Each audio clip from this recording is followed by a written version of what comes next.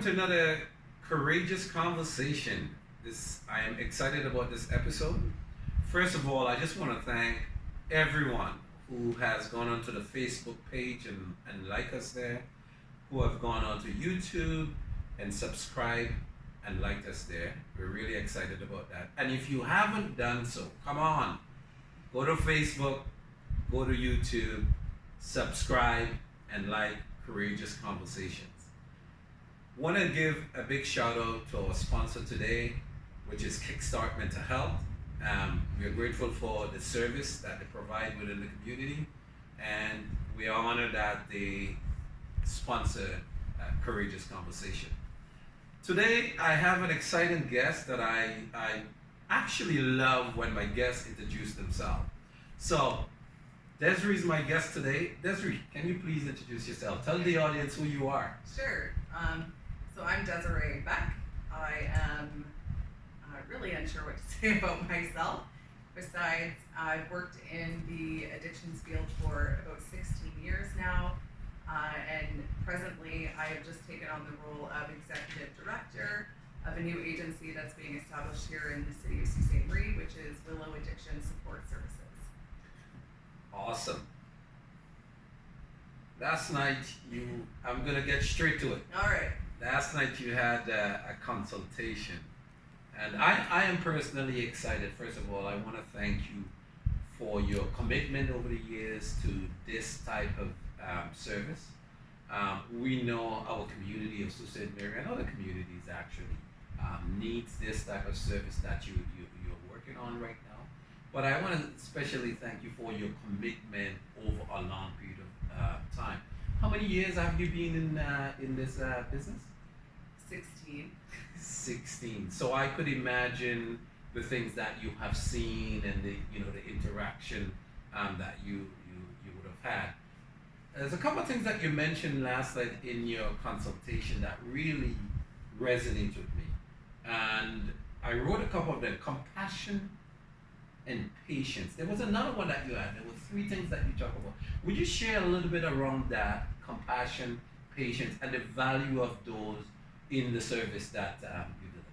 Sure. So I think it's important to also state that the consultation was about a proposal that this agency is bringing forth. So that proposal is for us to open a legally sanctioned supervised consumption space. So in the consultation last night, I did talk about compassion, patience, and I believe the third one's acceptance. Acceptance, yes. Huge. And we were talking about harm reduction. Yeah. And so when we talk about harm reduction, we're talking about working with people who are actively using their substance of choice, but we're working with them rather than stopping using substances, we're accepting their continued use and working with them to actually reduce the harms associated with that use.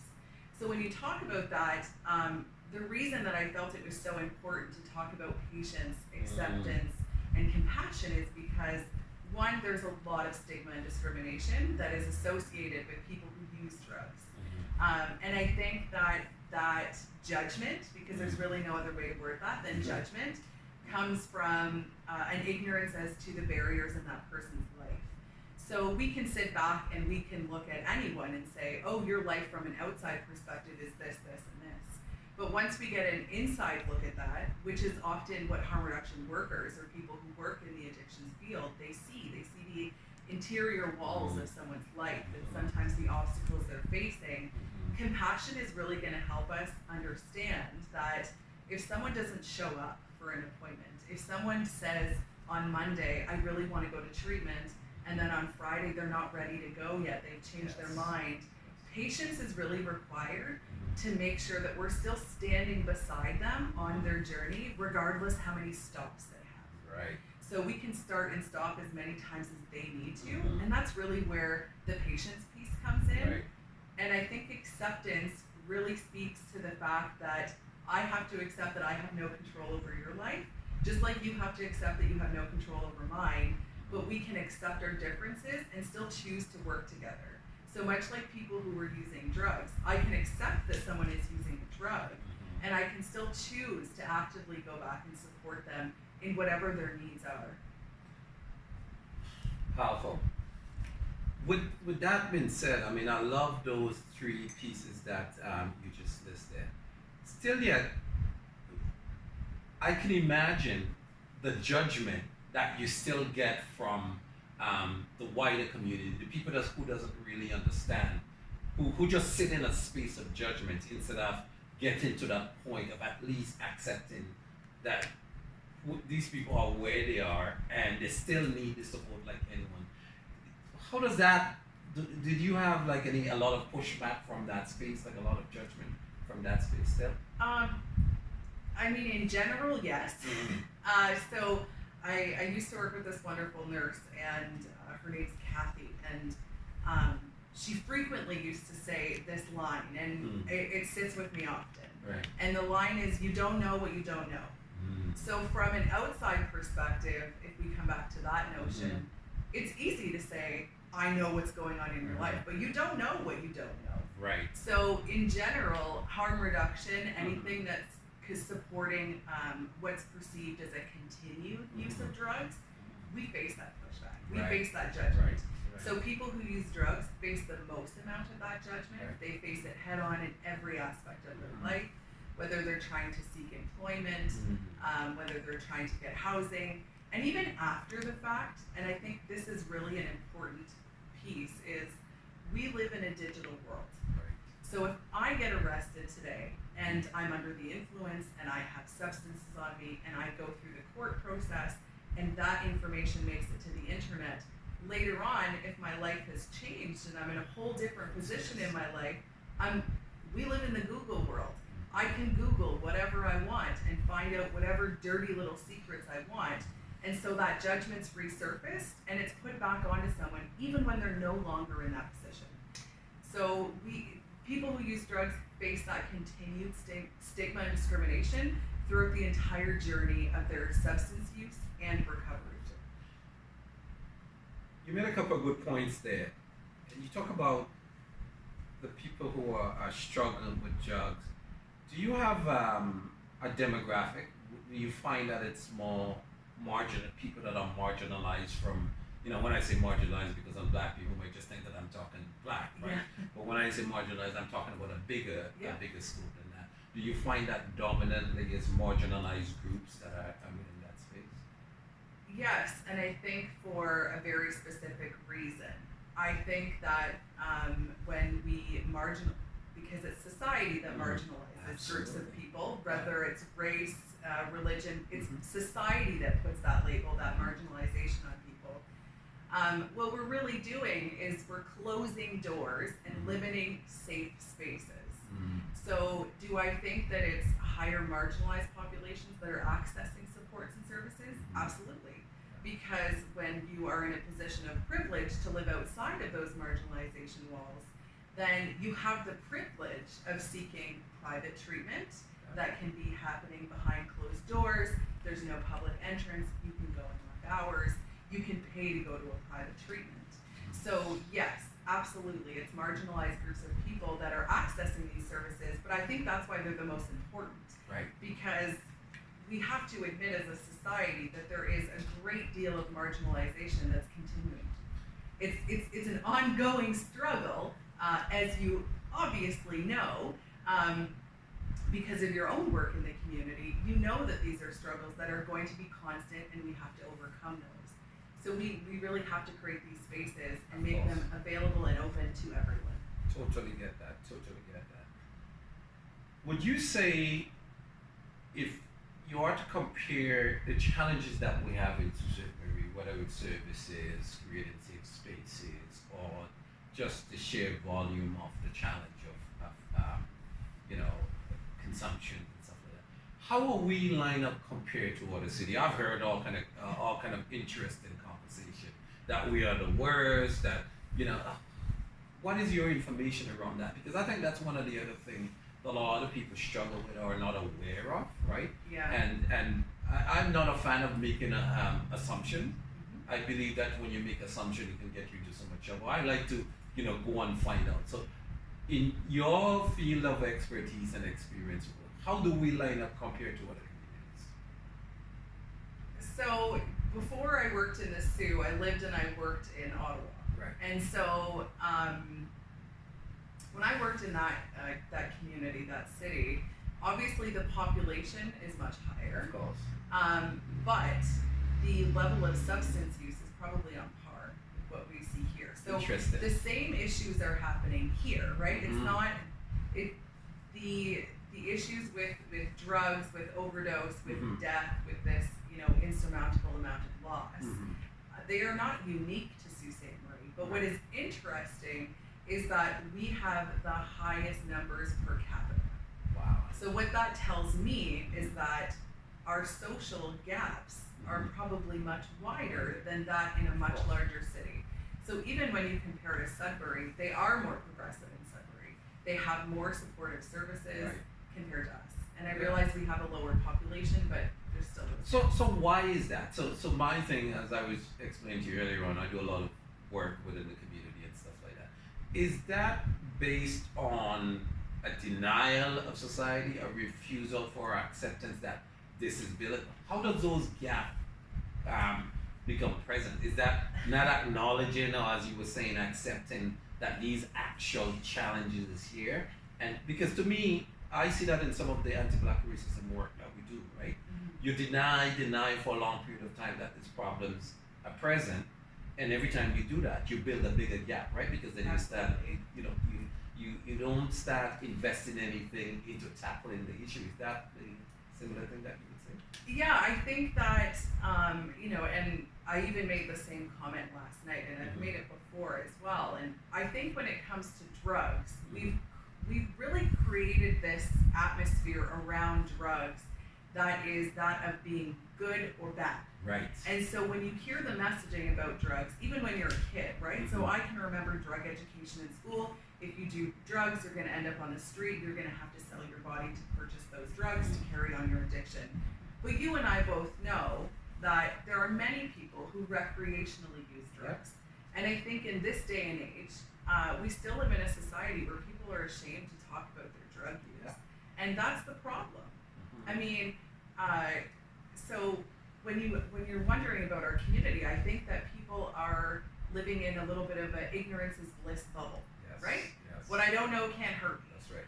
And when we see the news about crime rates going up and break-in enters and all of those pieces that people are frustrated with, it's easy to blame it on drugs and the people who use them versus looking at the bigger socioeconomic issues, which are we have a complete lack of supportive housing. We do not operate under a housing first model in this city, which really says that someone who's housed is going to thrive versus someone who is struggling to find a warm place to curl up and sleep at night. Powerful. I was hosting an event on Saturday, and keynote speaker, one of the things that she spoke about was the importance of community and collaboration as we move forward. Listening to your consultation last night, I really love some of the stuff that you brought up, and I wrote a couple of things down so that I want to touch on. As we talk about the gaps, one of the pieces that you mentioned is isolation. So I could imagine people who are is there a large sense of isolation within that community from the regular community? What are the experiences? Absolutely. And an example is, this is an example that just, always kind of just leaves me a little bit unsettled. Right. So, as a person who owns a home or lives in an apartment, you have the ability to use a washroom at free will. Right. But if you are homeless, that's a barrier. But who doesn't have to use the bathroom? So one way that there is this huge division, this huge isolation, and really it's a segregation in the community, and again, not isolated to us here in the north. It certainly happens everywhere.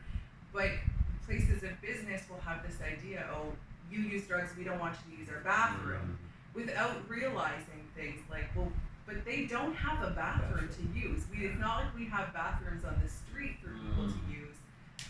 And that's just one example. We have other examples where people are just refuse service or whatever the case is. And so there's almost this like stereotype about people who use drugs. And so we have to remember that while there are things that people who use drugs do that are not kind or nice for our community, a lot of times we have to sit back and think, is there a way the community can support this person? Yes. You know, so someone who is going into a grocery store and stealing food is probably hungry, you know, and I said it earlier, but it's the socioeconomic issues around substance use or the causes of poverty, the symptoms of poverty. And going back, substance use. Yeah, going back to your consultation, this is the value of community, coming to this consultation and understanding. Because one of my philosophy is, if you're in a community, if you live in a community, it's contributing something to you, so you have the responsibility of giving something back, right? The point that you just made about the simple one of bathroom, right? I remember at one point, you could have walked off the street and used that, go into a place of business, and then there was a big shift happened with that. Yeah. Right? Like where everybody started locking. Oh yeah. So that's a direct contribution to Yeah, and in the times of COVID, you can't do anything. Wow. So that's just a major barrier. So, you know, I've read comments about people complaining about people using the washroom on the street. And so I often, you know, I don't think that's great either, but at the same time, is there somewhere what's the alternative? That's right. If there needs to be a solution to this problem, if we're going to complain about it without you know, moving forward, it's just complaining. I was just, me and my wife was just watching Invisible People, that documentary that was done here of quite a few years and stuff like that. And it dawned on me some of the shift that happened with that time frame, because homeless people would have been hanging out, like say, at the bus stops, so the bus stops got smaller, the benches changed, they locked down all of those spaces. So you were saying all of these type of things are contributing to where we are today with some of the reflection that we have. Absolutely, and you know, again, not unique to our community. Right. There are, you know, there was a lot of protests in other cities where citizens complained about homeless people sleeping on the benches, so they put barricades in between, so they and make them smaller. And so for myself, I can appreciate both sides of everything, and that's really how I like to approach things. Both perspectives, right? So I can appreciate how if you feel uncomfortable with this, but then I think that is also your duty to ensure that this person has an alternate place to sleep that is safe, because yes, a bus shelter might be taking a seat away from somebody, but maybe that's the place where that person feels the safest because they're in the open, they know that they're visible, and if something happens, it's going to be seen. I love that you say that, because that's one of the theme I've been using lately. Both realities are present at the same time, whether you like it or not. You know, a lot of time, a lot of the work that we do as we talk about racism and some of the other oppression that is present, a lot of time you get silence, uncomfortableness, or you know, just downright rudeness, right? But the thing is, if we want to make a shift as a community, as a people, we have to get to the middle somewhere, right? And my thing is always, both, as you were saying, both realities are happening at the same time. So how do we meet in the middle and acknowledge that these things are happening at the same time? And the reality is, people who are consuming, they are present, they're not going to go anywhere. Being ignorant about it is not an option, you know? So that's what makes the kind of work that you are intended to do with the willow treatment and all the other stuff is important. So I had another question. I got to go to my book. So, one of the most powerful one that you used on your consultation last night that I really enjoy and I believe in a lot of things that we do, especially when we're doing mental health work and stuff like that, we talk to people about. I think in this COVID time, I think has brought it to life more than ever, is the sense for connection. Yes. And I've learned a long time ago, one of the things that lots of people don't understand, one of human beings' core needs is connection. everything that we have experienced over the past 2 years is all about this connection. Absolutely. So, from the space that you were talking about connection last night, would you share a little bit more about that? Because I think that that is a powerful, powerful component. I think so much thing that we do today as a people, as a community, there is such disconnection that is present. And I think moving forward, we really have to understand the value of connection and how important that is to us as a people. Yeah, and I don't even know when I talked about that last Yeah. night, but I think that in general, I think connection is often overlooked, Absolutely. especially when we look at addiction or just using drugs in general. Mhm. So, there's this really interesting statistic that exists, and it was really popular. I mean, I used to share it all the time when we were bringing naloxone into our community. Which is that, like 80 some odd percent of people who use drugs use them in groups of people. Right. But when an ambulance is called or someone is found because they're overdosed, they're by themselves. Interesting. So, I mean, and that's obviously something that was used to really bring on the importance of the Good Samaritan law and those types of things. But that statistic alone tells me that people are using together. So that's a connection. Using a drug, that's a connection. This conversation is a connection. But when we talk about people who use drugs, a lot of times they're not given the same space as you or I. Right. So I can come in here and I can talk and people will let me ramble and whatever, and that's great and that's lovely. But the one thing that, and I believe this is maybe where I talked about last night, but, the example I shared is that I worked in needle exchange programs my entire career, with the exception of the last couple of years. And in the walls of those spaces, I built incredible relationships with people. I got to know what their family was like. I met family members. I got to see family photos. I made sure to take an interest in who they were as a person.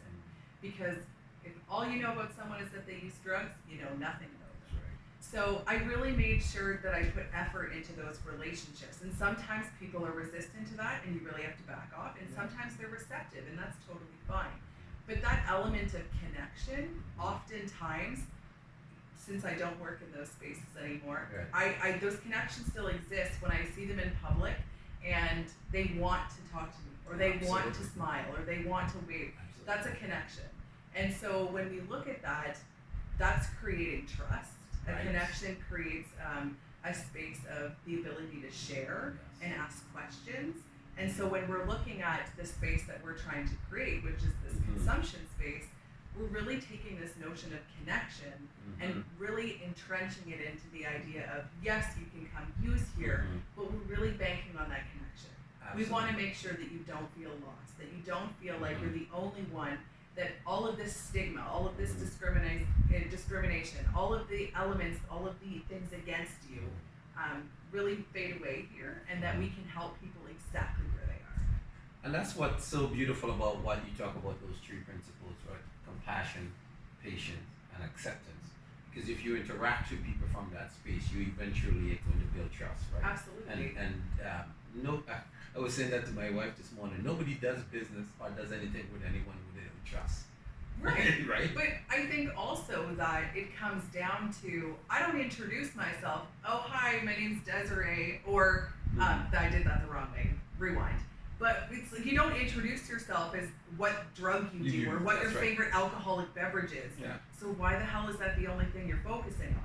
Right. So, and that's the element, right? Is that we have to move past a piece of information and get to the person. I'm glad that you did that. This is one of the questions I used to get a lot of time, especially when we'll deliver like anti-black racism workshop or stuff like that. One of the questions that used to come up all the time, is it okay to call you black? Right? And we'll go like, I don't think that's a good starting point. How about starting my name, maybe where I'm from, Your person. and then if some questions around that space comes up, but it's not a good starting point, right? Yeah. We don't make any roadway into the conversation if that's the space that we're going to start from. One of the one that I've been hooked on lately, through my sociology studies, studying the importance of social conditioning. And we're looking for softer way to have these conversations, to build trust with people, to build rapport before you get to talk about the hard conversation, right? Or the one that is evasive, right? The one that is present. And I believe that one of the important topics that we don't talk a lot about is social conditioning, right? And we use it from when we talk about, oppression and stuff like that. But I could imagine it's the same thing, right? Because the larger community who is not using have a socially conditioned way of looking at people who are using substance, right? Could you talk a little bit about how does that present itself sometimes? I mean, I know it will come up as stigma, right? In some sense, right? So it's interesting because from an outside perspective, when you work in addictions, oftentimes you meet people that don't work in addictions. Right. And so, I've had friends be like, so what do you say to them? Right. What do you say to these people? Well, I worked alongside a really great outreach worker for a number of years, and he really did he really put an impact in how I work with people. And one of the things that he showed me very early on was, because of this disconnection and the stigma and the discrimination and how people are treated really poorly, it's really important to acknowledge them as a person the second you see them. So, when you run into people, it's things like, it's really great to see you. Thanks for coming in to see me.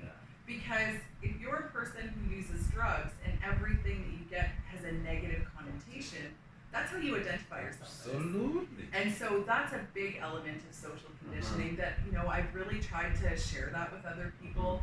It's important how we greet those individuals. And I'm not saying that no one doesn't do it the right way or the wrong way all the time. Like, we all make mistakes, but that's just one little piece. And when it comes to the community as a whole, I think this is something that is addressed quite, I hope, successfully through these consultations. Yes. Because by providing information, by educating beyond the standard drugs are bad and people who do drugs are bad, and giving a little bit of that background information, we can hopefully change a little bit of a mindset, flip a switch a different way, and people will start, making eye contact with someone on the street versus putting their head down when someone's panhandling. If someone's asking for money, instead of being rude and ignorant and making a harsh comment, maybe they'll be polite instead. It's little things like that, which I think have a really deep-rooted foundation that really goes to everything. Like, I could ramble on about this for quite some time, but I think that when you look at like media, right? So we look at movies and television shows. The inner cities are horrible, and all the people there are dangerous. And if you're white, make sure you stay away from black people. That's been in our culture in movies for years. And that's, I was having a conversation with someone a couple of days ago, and I was trying to emphasize, because they were asking all of these questions about, the role of media, the role of the church, the role of education, the educational system and all.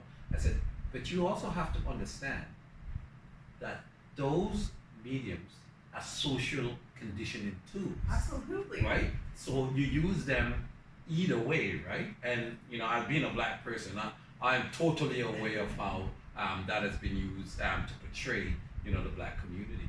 But I'm glad that you mentioned that, because I used to work with a young man, Jordan Bird. And, when we will have conversation, he has cerebral palsy. And one of his things all the time when we'll have a conversation, beautiful human being, one of his pet peeves used to always be, I cannot handle when he's interacting with someone and they start with his disability. Oh yeah. Right? So it's the same kind of thing that you see just replaying itself in a different form, right? Absolutely. So, he always talk about, I wish they would see me instead of my chair.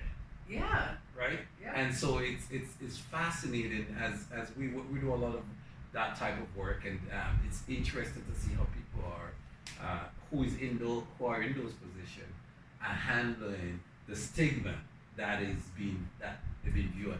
And as you were saying, until you get to actually know these people, all of that piece doesn't really matter. Yeah. You know, all that. So that connection, that really getting to the point of connecting with people, is, I think, one of the most important things. Mm-hmm. I want to get you to talk about one more thing, and then we'll wrap up our conversation. As you said, we can do this for a long time. I love when you said, I used to work at the call center, and I used to be a quality sales analyst and coach. And I love that, because I love to see when people have a challenge with certain things, and you can work with them and provide them with some tools, if they want to make a shift, and then watch the shift happens. One of the pieces that you talked about last night is meeting people where they are. Would you expand on that a little bit? Because I really like that, and I think that is very important for the work that you do. Yeah. So that is the principle, like the baseline foundation of working in a harm reduction model. Right. So, and basically what that means is, if I walk into this room and I tell you, you have to do this, you know, you have to walk downtown, you have to walk all the way to Galaxy Cinema, but you don't want to, well, how productive is me wasting my time saying that? If I walked into the room and said, hey, where do you want to walk today? And you said, oh, I just feel like walking down the block. Well, that's more productive, right? And that's because powerful. I can still be with you on that journey, I can walk beside you, but I'm not in control. It's not my life. So meeting people where they're at is really saying that, once again, going back to that principle of harm reduction, it doesn't matter if you're using drugs, if you want to stop using them, if you want to use them in the safest way possible to do the least amount of harm to yourself. You know, if your end goal is recovery, to, you know, move on with your life and move into that next phase, whatever it is, I can't be the one to make those decisions. So it is your life, you know all the different things, all the different components, all the wires that are connected. It would be not only irresponsible, but like completely arrogant of me to walk into anyone's life and tell them exactly what they have to do when I know nothing of it. Yeah. And that gives them a sense of autonomy. Absolutely. Agency, right? A sense of, you know, some authority in their own personal life. And isn't that, at the end of the day, what we're trying to do? Really? Yes. And that word autonomy is so important to me, and you know, it's actually one of the values of Willow Addiction Support Services for that reason. Yes. Because I think when it comes to addictions and mental health concerns as well, right? Like whether it's a diagnosis or whatever, we know that there's a lot of this, oh, well, you should do this, and you should stop using drugs, and I know best, and especially when the closer you are to the problem, the worse your opinions are. And not because you don't love that person, you don't care about that person, but your view of it is extremely biased. Yes. So it's the most painful to hear. It holds the most weight. It probably lives the longest in that person's head. So that's really where that comes from, right? We want to give, control back to a person who's using substances when they might feel out of control with their substance use, or the circumstances that led them there, or what's happening in their life. So autonomy is super important to me. Desiree, this has been a pleasure. I have one more question for you. So, if you are to give a message to a community group or community member who is, looking at someone who's using any type of substance and say, that's a poor choice that you're making. You can do better than that. What would you say? What would be the message that you would give to an individual, who coming at the issue of, they're coming in hot? Yeah, they're coming in hot. And hard too, because it's what would you say? What message would you have for them? I think my message is that choice is entirely perspective. So it is very easy to sit back and say, oh, well, you had a choice. But again, you are not in that person's situation. So we might see it as a black and white issue. It's a yes or no issue. But, drugs live in the gray. there's no black and white when it comes to drugs. Right. None at all. The only black and white issue is that if you are living in poverty, you are overwhelmingly discriminated for them, and if you're rich, especially if you're famous, drugs are awesome and totally approved of. Yes. So that's the only black and white issue. Everything else is in the gray. So when you think about choice and you have a choice and you chose to do that, we have to also look at it as a lack of choices. Absolutely. So it's easy to say, and this is like a wildly controversial one, but I'm going to say it. It's really easy to say, and I've done a lot of support work with individuals who have been working in the sex trade or involved with human trafficking. And it's really easy from an outside perspective to say, well, you didn't have to use drugs. Well, but what were my choices? What were that person's choices? So you really have to look at it as rather a choice or a lack of. I love that. So we know that you're in the consultation process for Willow Addiction Service. If you are to have a message for anyone who are going to be interested in using your space, what message would you have for them? So my message for them would be, so right now I fully acknowledge that there are barriers for their opinions and their views to be accessed because of COVID. Unfortunately, we don't have the ability to go into a public space and host meetings, and that's something that I took into consideration. But what I will say is, come into our space, tell us what you want, tell us what needs to happen, because while it's easy for us to be planning now, I think that the ongoing voices, and including people who are using drugs, getting their feedback, is something that I very much value. I think back to a lot of the people that I've worked with over the years who are now gone, and I think of the messages that they gave me, the kind words of encouragement, and I always think that that's something that should be reciprocated back. So, I might have the loud mouth and I might have the face and the ability to do it, but I'm not using the space. So I think that it's really important if someone is using substances and they do want to come and they're interested in utilizing the space, to be open and honest and just tell me. If you don't like it, what don't you like about it? Let's fix it. Let's make it work for who it's supposed to work for. Awesome. So right now at this point, if someone from either of those questions I just asked want to reach out to you to share, a point, some information, how can they do that? So we have a specific consultation email address, which is wassconsultation@outlook.com. At any time, anyone is welcome to send a comment, ask a question, and we'll respond to them on an individual basis. But as well, they are all welcome to attend the consultation sessions that we have coming up in the next couple of weeks. So there's 2 on July 5th, 2 on July 7th, 2 on July 12th, 2 on July 14th, and 2 on July 15th.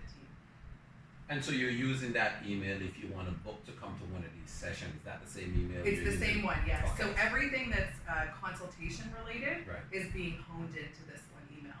Awesome. So would you give that email address again? I just want anyone who's looking at this to be able to have access to that, because the thing that you hear a lot of time when you're trying to do these things, right?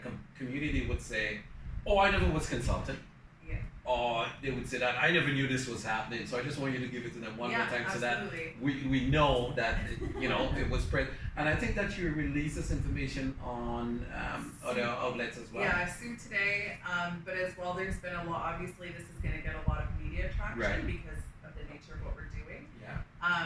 But it was released on Sue Today. Our press release did go out. But the email address is wassconsultation@outlook.com. Sweet.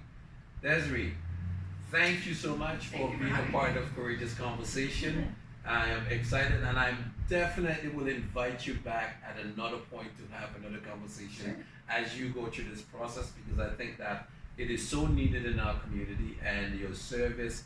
I used to say to a friend of mine, you will not be rewarded in this lifetime for the quality of work, because this is a big project, and I wish you nothing but the best. And you know that from Kickstart Mental Health and others, we're here to support you in any possible way that we can.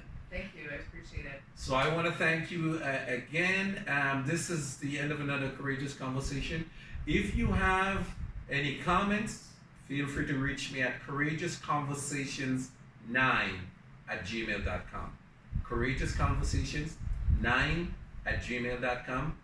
Don't forget to like our Facebook page, like and subscribe to our YouTube channel, and remember, have the courage to have courageous conversation. It will save your life.